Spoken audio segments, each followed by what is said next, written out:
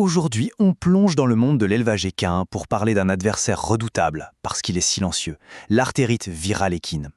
C'est vraiment la question qui peut empêcher un éleveur de dormir. On regarde un animal, un étalon magnifique, en pleine forme, et pourtant, il pourrait être sur le point de déclencher une catastrophe. Comment c'est possible? Eh bien, la réponse tient en 3 lettres. AVE pour artérite virale équine. C'est un virus qui a une spécialité, se cacher à la vue de tous, et c'est ce qui le rend si dangereux. Alors, pour pouvoir se défendre contre cet ennemi, il faut d'abord comprendre sa stratégie. Voyons un peu comment il se déplace, comment il se propage d'un cheval à l'autre. En fait, ce virus, il a 3 modes d'action. D'abord, il peut rendre les chevaux malades, avec des symptômes visibles. Ensuite, il peut provoquer des avortements, ce qui est terrible dans un élevage. Et enfin, et c'est sa plus grande force, il peut transformer certains étalons en porteurs à vie, de véritables bombes à retardement silencieuses. Alors comment est-ce qu'il passe d'un cheval à l'autre? La première voie, c'est la plus classique, la voie respiratoire, un peu comme une grippe quand les chevaux sont proches les uns des autres. Mais l'arme secrète du virus, celle qui lui permet de s'installer durablement, c'est la voie vénérienne, par la semence des étalons porteurs. C'est sa stratégie de survie à long terme. Et bien sûr, il ne faut jamais oublier le contact indirect via le matériel contaminé. Ok, le virus a réussi à entrer.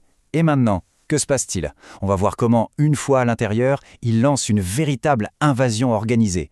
Et sa tactique est incroyablement rusée. Le virus ne se contente pas d'attaquer de front, non.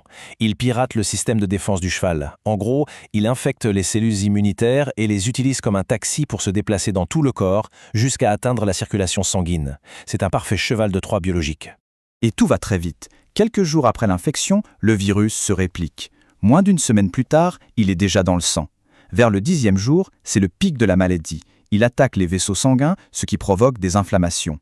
Normalement, au bout d'un mois, c'est fini. Le cheval a éliminé le virus. Sauf que ce n'est pas toujours le cas pour les étalons. Et c'est là que le vrai problème commence.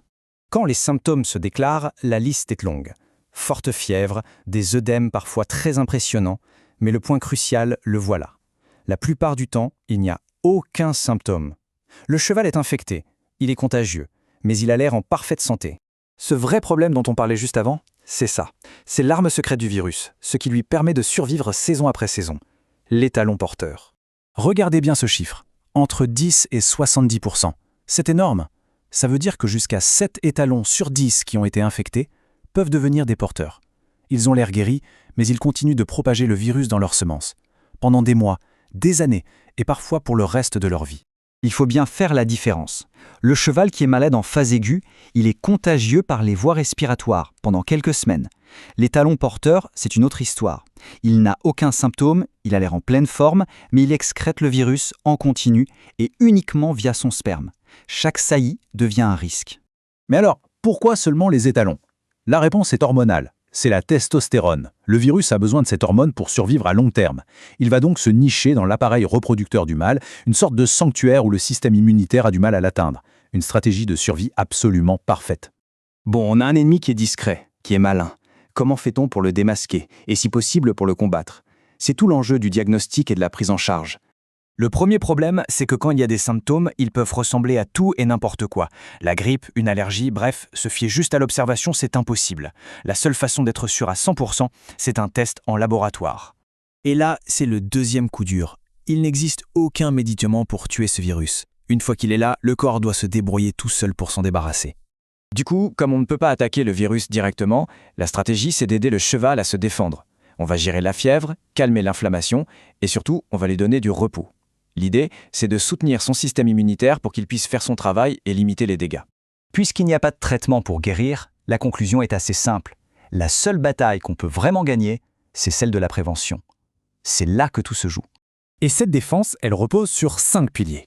Premièrement, tester les étalons pour savoir qui est porteur. Deuxièmement, vacciner pour protéger les autres. Troisièmement, gérer la reproduction intelligemment. Quatrièmement, isoler systématiquement tout nouvel arrivant. Et enfin, cinquièmement, des mesures de biosécurité de base, mais appliquées rigoureusement. Tout ça nous amène à une question de fond. Aujourd'hui, les chevaux, la semence, tout ça voyage à travers le monde à une vitesse folle. Nos défenses, nos protocoles, sont-ils vraiment à la hauteur pour stopper un virus qui, lui, se déplace sans faire de bruit? C'est le défi permanent que nous pose l'artérite virale équine.